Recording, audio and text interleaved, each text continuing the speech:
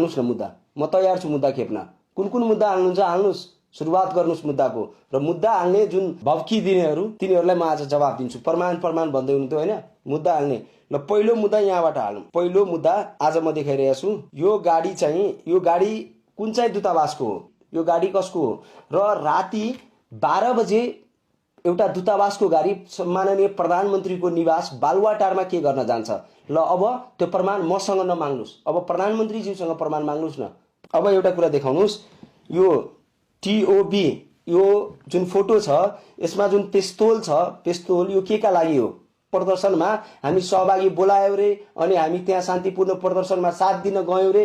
एउटा कुरा मलाई प्रश्न मेरो, त्यो शान्तिपूर्ण प्रदर्शनमा त्यो बाइक भटभट गोली चलाएको जस्तो कसले चलाएको थियो त्यो बाइक, र किन चलाएको थियो?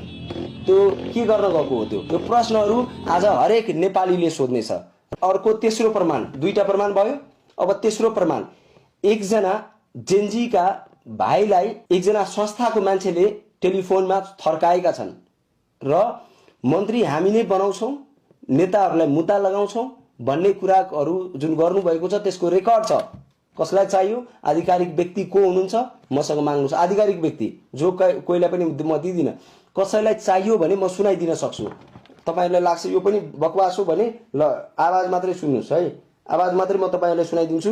यो कति मिनेटको भिडियो हो त्यो पनि म दे खाते भनेर मैले भिडियो बनाऊ त यहाँ खाते त मन्त्री बन्न आएको त उ गर्न आएको त के मधेसबाट तँलाई पैसा दिएर तँलाई यहाँ उ गर्न आएको भनेर मैले भिडियो बनाऊ त रमाइलो हुन्छ।